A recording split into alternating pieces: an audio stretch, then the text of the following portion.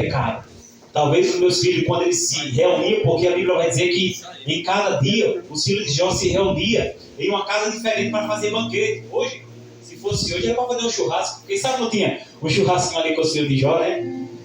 Então Jó era um homem extremamente, irmão, João Vitor, preocupado com a sua família. Veja que Jó, ele está rodeado de 11 mil cabeças de animais, aquele capítulo 1 fala. Além de ele estar rodeado por essa fartura, né, em questões de animais, porque a gente sabe, o boi e a vaca gera um bezerrinho, e aí vai crescendo. Não se limitava ali aquela riqueza, aquela prosperidade de Jó. Das ovelhas, da vaca, vinha o leite, do leite fazia o queijo. E se a gente for começar a contar aqui, não vamos conseguir contar. É a riqueza de Jó. E Jó não só pela sua riqueza, mas o principal Jó ele tinha. Primeiro, Jó era um homem de qualidade diante de Deus. Era um homem reto, íntegro, temente a Deus e que se desviava do mal. Jó era abençoado, Jó era certo com Deus, e além de Jó ser abençoado, além de Jó ter uma vida de intimidade com Deus, ele cuidava da sua família, porque o texto vai dizer que ele sacrificava. Ele dizia: vou sacrificar ao Senhor, talvez os meus filhos, nessa junta, nesse momento que eles estão juntos, nessas curtições deles, talvez eles pecaram contra o Senhor, eles pecavam contra o Senhor. Então Jó, ele fazia sacrifício, ele queimava holocausto a Deus pela vida da sua família.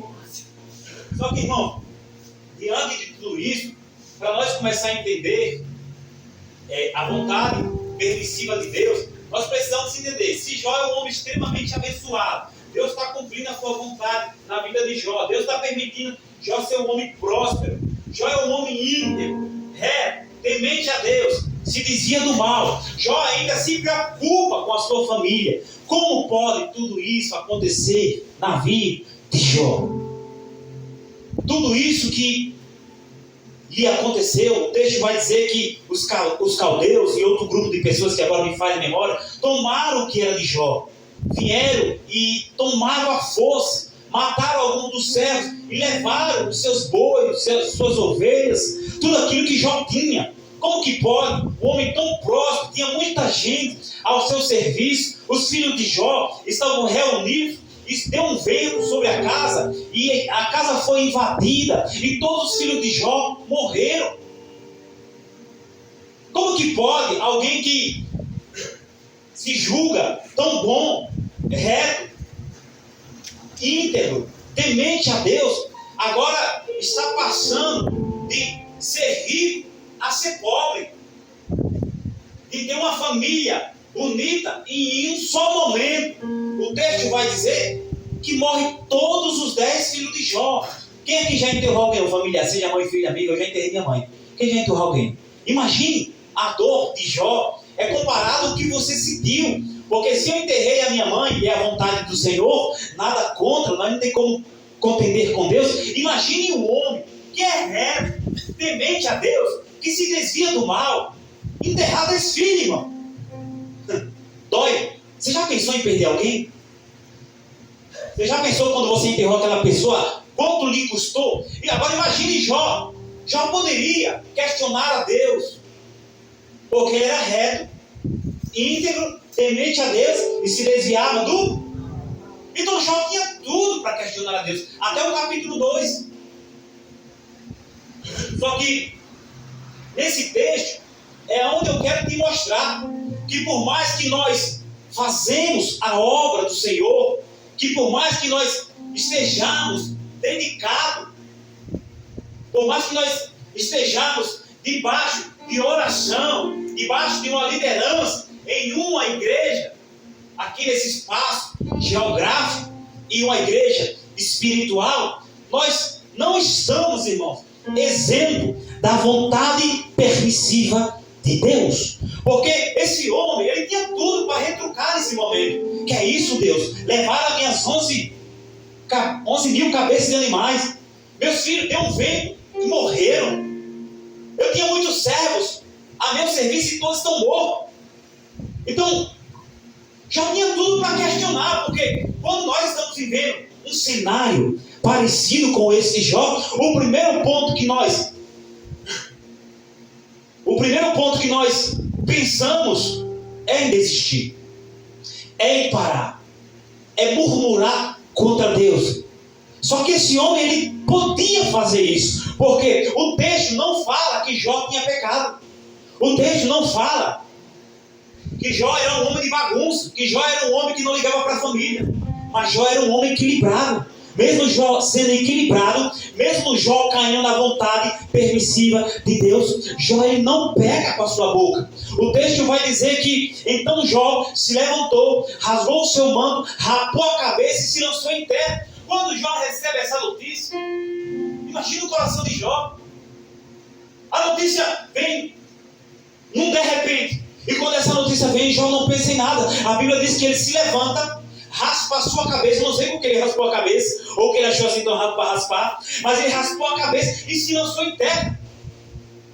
Isso sabemos nós, que o texto vai dizer que o diabo incitou a Deus, que Jó só servia a Deus, que Jó só adorava a Deus, porque Deus era um Deus de balde, Deus era um Deus de prosperidade, Deus era um Deus de bênção. Então o inimigo, quando os filhos de Deus vai se apresentar, e esses filhos de Deus aqui não é os filhos de Deus em oração, assim como eu e você, os filhos de Deus aqui que esse texto está falando, é os anjos, é os seres celestiais. O texto diz que um dia, enquanto os filhos de Deus, que é os anjos aqui nesse texto, vai se apresentar a Deus, Satanás vem junto, e Deus faz uma pergunta: de onde vem Satanás? E ele diz: de rodear a terra e passear por ela. E o texto vai dizer que Deus diz para o diabo: observaste tu a meu servo Jó? O texto não diz que o diabo está observando Jó, porque o diabo quer observar, mas é Deus que pergunta para o diabo: aleluia, se você manter a sua comunhão com ele, ele vai desafiar as forças das trevas por causa de você nessa noite.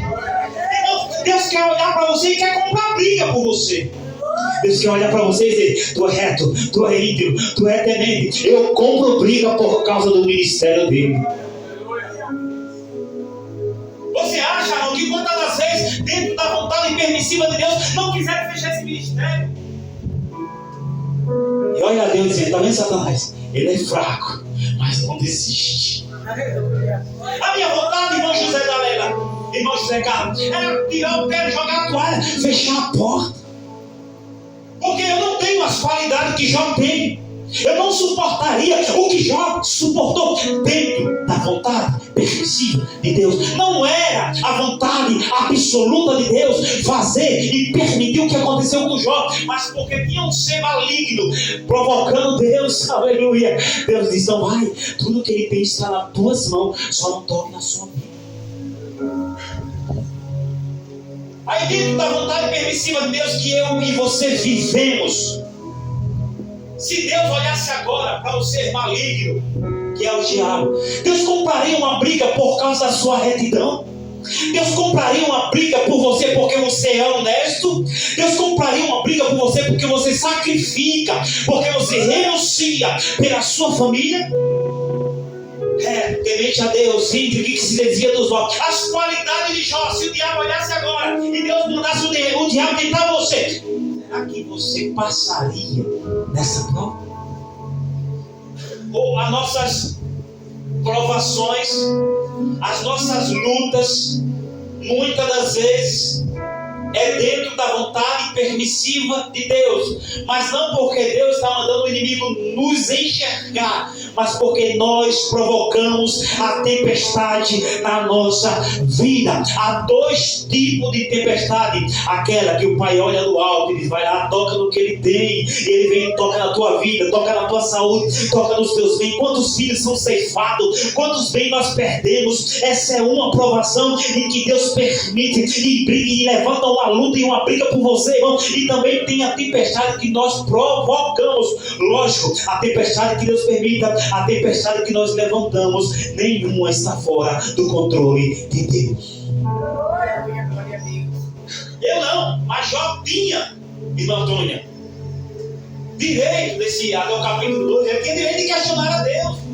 Mas quando Jó recebe aquela notícia, eu não sei se lhe faltou as pernas, eu não sei como ele reage, mas o texto vai dizer que ele raspou a cabeça, se lançou no chão, e Jó faz o que muitos de nós não fazemos. O que? Pergunte o que, pastor? Jó adorou. Aleluia. Olha para tu brigou com teu marido e já ficou murmurando. Tu olhou feio pro vizinho e já ficou murmurando. Fala a verdade, irmão. Eu só consigo adorar diante do cenário que Jó estava vivendo se eu for reto, se eu for íntegro, se eu for temente a Deus, se eu fujo, se eu desvio do mal. Eu só consigo adorar se as qualidades de Jó estiver plantada na minha vida. Porque nós se perdemos na caminhada, porque não temos qualidade de Jó. A vontade permissiva de Deus vai acontecer mais cedo ou mais tarde. Ou tu acha que tu vai estar sempre por cima? Eu digo sempre, desde quando eu me converti, que a nossa vida, irmão, eu esqueci o nome da irmã ali, cadê o nome da irmã? Irmã Silvana, eu sempre prego, desde quando eu comecei a pregar, tem muito tempo já, eu prego que a nossa vida é como uma roda gigante, irmão. Hoje nós estamos embaixo, depois a roda gira, a gente já está em cima. Então vai haver dias que nós vamos estar embaixo, em várias situações da nossa vida. Ou você acha que Deus nunca vai lhe provar? Tem gente aqui, irmão, que chora porque você não dá queda. Chora se tu perder um filho. Tem gente aqui que chora se perder R$5. Hoje ele chora mais, se converteu. A gente chora e se emociona com coisas pequenas demais. Agora, se você estivesse vivendo isso, você choraria? Você desesperaria? Você se lançava em pé, raspava a cabeça e adorava? Você conseguiria adorar? Pastor, quando o negócio pega lá em casa, eu estouro mesmo. A gente não tem as qualidades de Jó e não vamos ser hipócritas, irmão. É mais fácil a gente chutar o pau da barraca mesmo. Eu preciso ter consciência nessa noite que tudo que acontece na minha vida, no ministério, na minha família, tudo tem a mão de Deus, tudo está debaixo da vontade permissiva deles. Agora o que precisa? Eu preciso adorar. Pastor, não estou entendendo isso que eu estou vivendo. Há tantos anos isso vem me maltratando. Não precisa você entender, querido. Você tem que adorar a Ele. Raspa a cabeça, faz um sacrifício e diga: louvado seja o nome do Senhor, porque Deus é Deus amor, bendito seja o nome do Senhor Jesus Cristo. Glória a Deus. Entende, irmãos? Reto, íntegro, temente a Deus e se desvia do mal. Você acha pouco Jó perder filho? Você acha pouco Jó perder riqueza? Aí o diabo, irmão, fez outro desafio para Deus.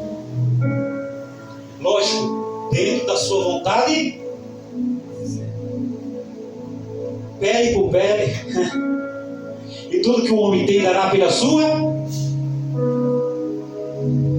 O diabo dizendo: olha, eu tirei tudo dele. Não, beleza, ele é reto, ele é íntegro, ele é temente. Eu estou vendo aí que ele é um cara bacana, é um cara de pulso firme, ele tem aguentado a morte dos 10 filhos. Irmão, ele suportou perder 11 mil cabeça de nós. O homem mais rico agora é o mais pobre. O homem mais rico e mais respeitado no Oriente é o homem mais pobre e mais humilhado. Quem olha para Jó, não, a Bíblia diz no texto, mais na frente dos capítulos, os amigos de Jó, quando chegaram perto de Jó, não conheceram Jó. Olha, irmão, foi pouco perder os bens materiais. Se a chinela tora, irmão, a gente já fica bravo. Sai aquela cabecinha de dentro da chinela, é o cão. É não, irmão, só sair, bota um novo, não é o diabo não. É você com preguiça de se abaixar. Agora o diabo espera que o pé que o homem tem vai dar. É a sua vida. Aí o diabo vem e fere a Jó. O texto diz que foi o diabo que feriu a Jó dentro da vontade permissiva de Deus. O diabo não toca em você.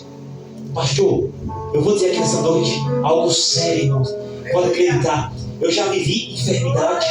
Eu já vi pessoas viverem enfermidade. Não é o diabo que coloca enfermidade em você. O diabo só coloca algo em você se o Deus eterno permitir.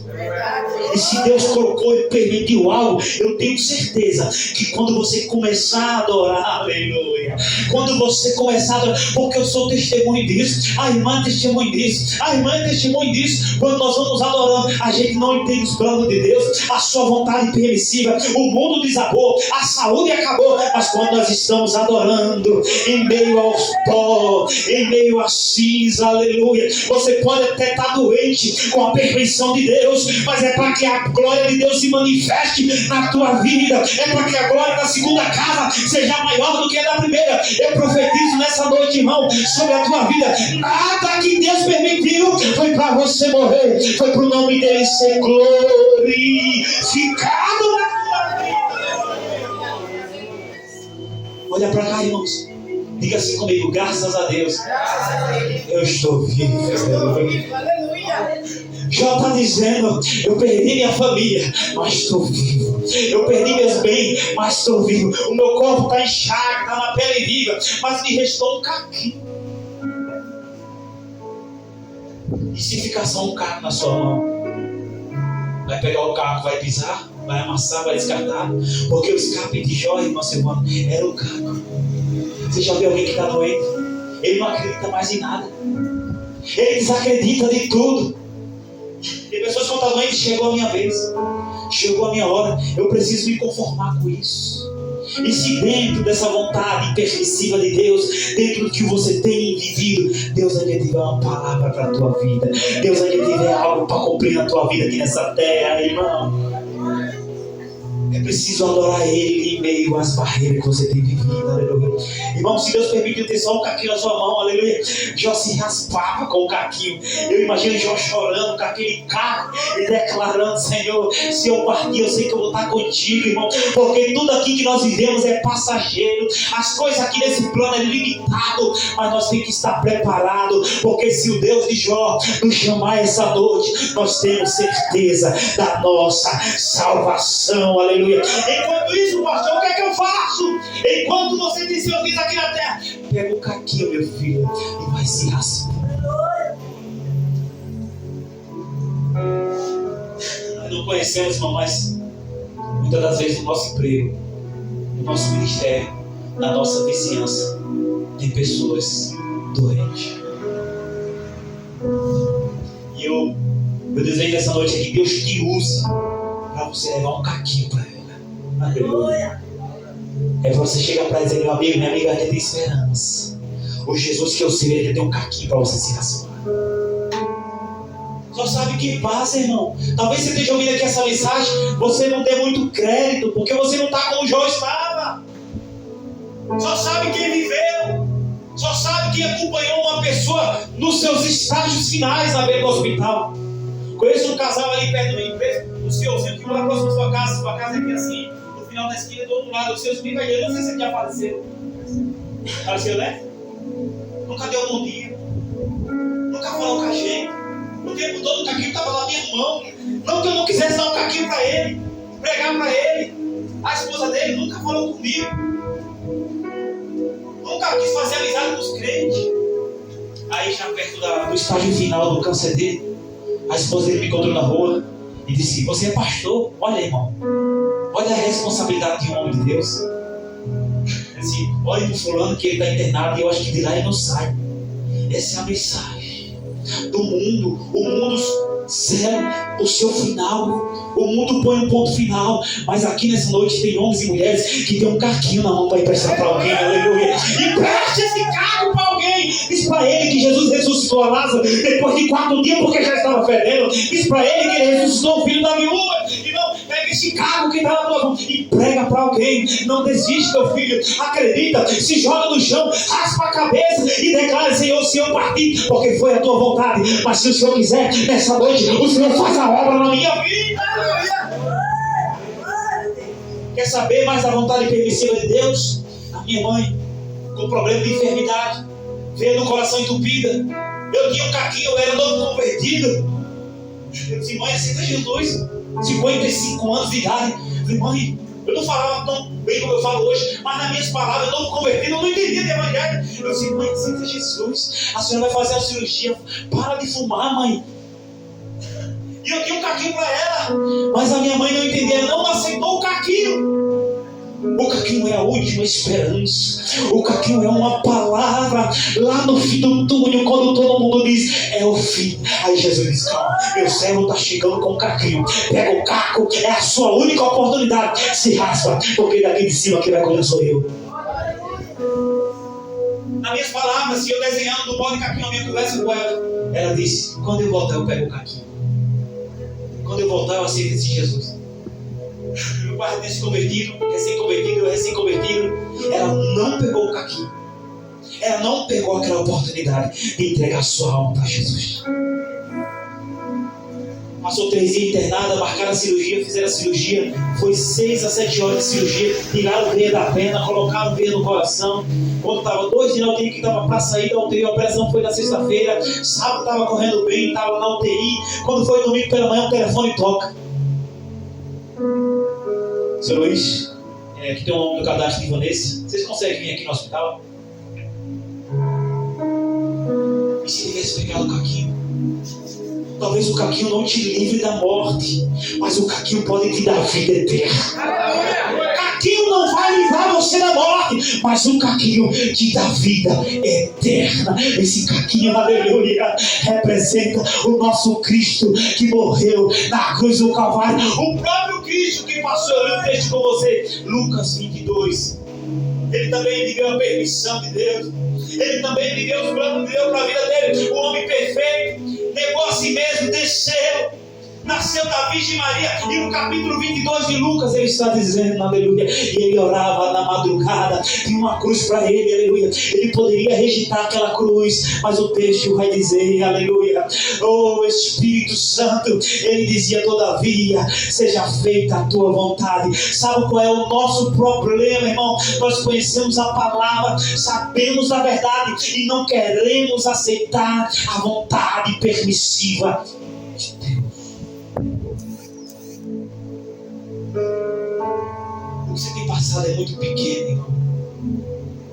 Tem pessoas, irmãos, que não tiveram a oportunidade de receber um caquinho. Haverá dias nas nossas vidas, vocês são novos, vocês têm muito para viver. Quantas pessoas estão em cima de uma cama, a ferida aberta, o bicho comendo, e tu tá aí com saúde, rapaz. Tu poderia estar vivendo algo pior, mas por causa do caquinho que alguém ora por você, porque alguém ora por você, tu acha que tu está vivo porque tu é bom? Não, irmão, tu está vivo por causa da misericórdia dele. Tem alguém com caquinho, meu filho, orando por tu agora, aleluia. Se não fosse essa pessoa jogada no pó, orando por você com caquinho, tu não estava aqui. Quer conhecer um pouco de sofrimento? Vai no hospital. Vai na ala. Não vai na ala de que quebrou a perna, não. Que muitas das vezes quem quebrou a perna foi porque estava em rebeldia dele. Vai na ala dos cancerígenos. Vai na ala daqueles que não têm nenhuma esperança. Vai na ala desse povo para você ver. E muitas das vezes estão lá e não tem um caquinho. Nós sabemos o dia da manhã. Nós precisamos viver como João, reto, íntegro, temente a Deus e que se desvia do mal. Ter uma vida voltada para Deus. Porque se amanhã, e isso com certeza um dia vai acontecer, Jesus te recolher, pelo menos você vai ter um caquinho. Mas Senhor, eu tenho aqui o selo da promessa. Alguém pregou a palavra para mim. Alguém me ensinou que o Senhor salva. Alguém me ensinou que o Senhor ia voltar e aquele que estivesse preparado, o Senhor ia levar. Porque a nossa luta nessa noite, irmão, não é para ter carro, não é para ter casa. A nossa luta é pelo bem mais precioso que nós temos, porque Ele morreu. Porque o texto diz, vale mais uma alma do que o mundo. É preciosa a tua alma, querido. O importante é que a briga nessa noite do diabo não é pelo seu carro, como foi a briga pelos bens materiais de Jó. A briga nessa noite é dizendo assim, ele vai desistir, ele não vai suportar, ela vai parar, a luta está grande, eu vou ganhar a alma dela, vou oferecer riqueza como eu ofereci para Jesus. A briga nessa noite é contra a tua alma. Tem um texto que diz, louco, se hoje pedires a tua alma, para que será?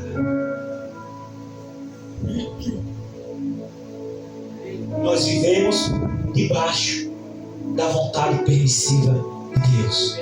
Pastor, o dente caiu, vontade permissiva de Deus. Pastor, fiquei banguelo, perdi todos os dentes. É a vontade soberana, todo mundo perde o dente. Perder dente é comum, é da vida. Ficar banguelo é a vontade soberana. É o ciclo da vida. Nascer, crescer, viver, envelhecer, morrer.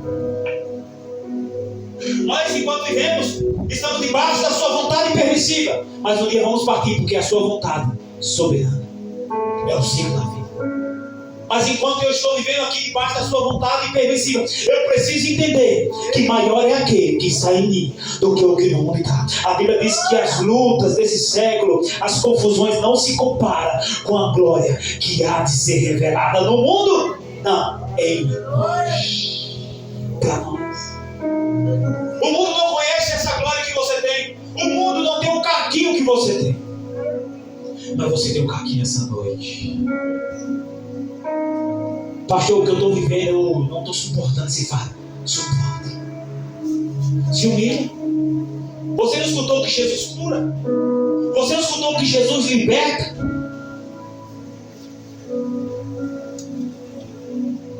Uma vez eu contei um testemunho aqui de uma mãe que estava no ciclo de oração. Quem lembra desse testemunho aqui? De uma mãe que estava no ciclo de oração. Geralmente essas igrejas grandes tem um ciclo de oração à tarde. 4 filhos. O filho com fome, o maiorzinho, entre 9 e 10 anos, tudo pequenininho. A mãe foi para o ciclo de oração orar. O mais velhinho da turma dos 4 fez um suco vermelho achando que era daquele suco antigo. E era veneno. Deu para os filhos. Bebeu também. Os 4 vieram a óbito. Vontade permissiva é as coisas acontecerem. Não como a gente quer, mas como Ele permite.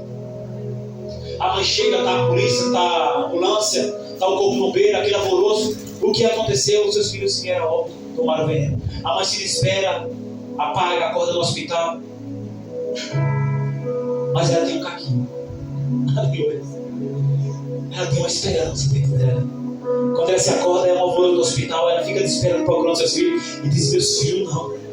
A história diz que essa mulher entrou no necrotério onde seus filhos estavam, e com o caquinho nessa noite representa a esperança.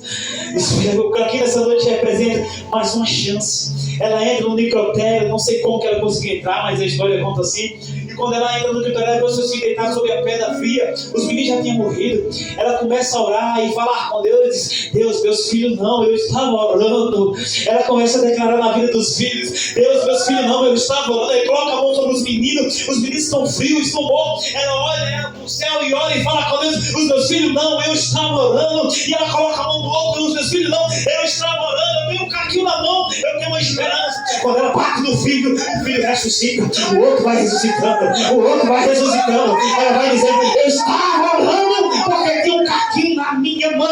Você não sabe a arma poderosa que você tem, a sua fé. Levante a mão direita de profeta. Tem um caquinho na tua mão, irmão. A esperança para tua casa, levante a mão. A esperança para tua família. Há um caquinho na tua mão. Diga: Senhor, chorando, ainda há esperança para mim. Diga: Deus, faz um milagre em mim. Levante a mão de profeta. Deus, nessa noite, Pai, opera o milagre, a cura, a libertação, porque nessa noite tem homens e mulheres orando. Não tem nada perdido, irmão. Pastor, e quando eu morrer, vai estar perdido. Mas não, filho, é a melhor parte, aleluia. É porque na vontade permissiva de Deus, nós achamos que esse plano aqui é bom, é nada, irmão. Salomão que fala: é melhor o dia da morte do que o dia do nascimento.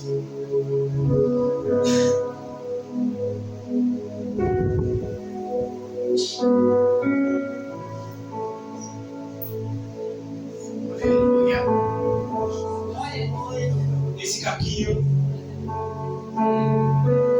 representa a tua fé. Fala aí quantas coisas tu já pediu, mas não aconteceu. Quando foi? O seu caquinho está pequeno. Vamos aumentar esse caquinho. A Bíblia diz que aquele que não tem fé, peça a Deus que dê, que multiplique a Jesus castigou os discípulos, a tempestade, o barco afundando. Não tem fé. O problema não é o caquinho que não está fazendo efeito. Ou o caquinho está pequeno.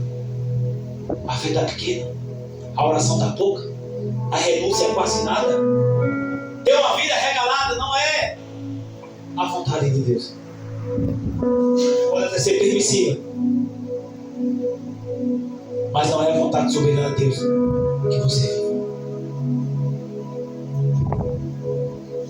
Olha para o irmão que está do seu lado aí e diga: qual o tamanho está o caquinho? Diga assim para ele: está pequenininho.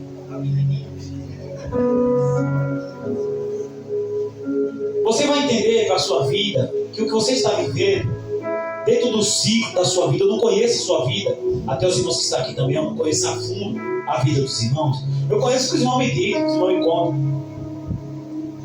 Mas você sabe o tamanho do caquinho que está na sua vida. Tem pessoas que têm caquinho que ora e resolve o problema logo. Tem caquinho maior, caquinho menor. Como está o caquinho só? Está um caquinho desobediente? Está um caquinho revoltado? Jesus não escuta quem é revoltado, quem é ansioso.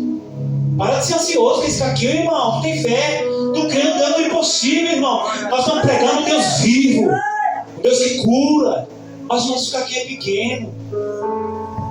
É difícil pregar para o desempregado. Deus vai abrir a porta de emprego para todo porque ele está desempregado. Agora, depois que ele está lá, empregado, é verdade, Deus abriu. Mas antes da porta estar aberta, ele estava murmurando. Quando estamos doentes, alguém de Deus vai te curar. A gente não crê. Agora depois Deus cura, olha, rapaz. O caquinho tem que ser manifesto antes do milagre. O caquinho é a última esperança para a nossa vida.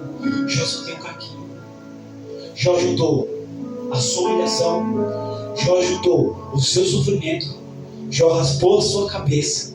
Aleluia. E adorou. Aleluia. Irmãos, a nossa adoração tem poder. Depois eu vou pregar sobre adoração. Tem poder extraordinário. Você não sabe a fúria de Satanás quando você começa a adorar. E eu já vou logo dizer: adorar quando tudo vai bem, né? É fácil demais. A despensa cheia de saúde, nada faltando, como diz aqui aquele bispo Leonardo, nada faltando, nada quebrado, nada fora do lugar. Só as pessoas que ouvem aquilo se consertam. É muito bom quando tudo vai bem. Mas quando nós adoramos, quando tudo não está dando certo, eu imagino, irmão, para finalizar aqui, já é 8h30, Deus olhando para Paulo e Silas. A Bíblia diz que eles tinham sido açoitados, perseguidos, porque eles estavam fazendo a obra. Expulsou o espírito imundo da vida de uma menina da cidade, de certa cidade, me falha o nome. Foram presos, foram açoitados, os pés e as mãos amarrados, seu corpo sangrando. E o texto vai dizer que perto da meia-noite, Paulo e Silas faziam o quê? Faziam o quê, irmãos? Cantavam e oravam. Como adorar? Com a sua vida amarrada. Mas eles adoraram. Então, independente do que eu estou vivendo, se eu consigo ter um coração adorador, ele aumenta o caminho. Glória. Mesmo com os pés e com as mãos presas, sem saída, sem esperança, eu estou lá cantando perto da meia-noite. Eu estou louvando, adorando e orando e falando com Deus. Aí Deus diz: não tem como. Se esses homens estivessem na bonança e cantando, eu até entendia. Mas esses homens estão ferrados. Aí Deus mandou o anjo. Possa ser que seja hoje que Deus mande o anjo tocar em você. Pode ser que seja hoje que Deus mande a transformação na tua casa. E eu finalizo dizendo: qual é o tamanho do seu caquinho? Porque a vontade permissiva de Deus vai ser até você partir, meu querido. Tudo que está acontecendo aqui é Deus no controle. Até o filho passa de nesse cálice. Jesus, chorando na madrugada, já estava quase sendo preso. Sabia que tinha uma cruz. A vontade permissiva de Deus era moer seu próprio filho. Isaías fala que ele agradou a Deus em morrer. Se não me falha memória, Isaías 53. Agradou ao Senhor morrer. Então Jesus, do Getsemane, chorando, sozinho, deixou o discípulo de lado. Passa de mim esse cálice. Aí Jesus entende que é a vontade do Pai. Mas se possível não for, faça a sua vontade. Está na hora de você abrir a sua boca e começar a orar diferente. Senhor, eu quero, faz. Aí Deus diz, não é assim não, filho. É a minha vontade. Se eu permitir isso, tu vai ficar debochado. Faz campanha, oração. Faz, Deus. Não. Tem que ser do meu jeito. Porque quando Deus entrega o caquinho, Ele diz que é do jeito dele. Ter o caquinho não muda muita coisa se não estiver alinhado com a vontade dele. Fé tem que estar alinhado com a obediência. Aleluia. A palavra. A Deus. Você entendeu? Caquinho sem obediência é nada. Agora, irmão, se tiver caquinho, se tiver obediência, se tiver renúncia, se tiver integridade, aleluia, se tiver desviado do mal, aleluia, se ser justo diante dos seus afazeres, aí quando o caquinho vier, vem o caquinho cheio de poder para a tua mão, aleluia. Levante a mão, diga: Senhor Jesus, essa noite eu tomo posse dessa vitória. Diga: Senhor Jesus, eu profetizo que esse caquinho vai crescer, que vai gerar esperança. Diga assim: ainda há esperança para a árvore que foi cortada. Diga: eu profetizo, segundo a tua vontade, que eu ainda vou viver os teus sonhos, em nome de Jesus. A igreja diz amém. Aplauda Jesus, irmão.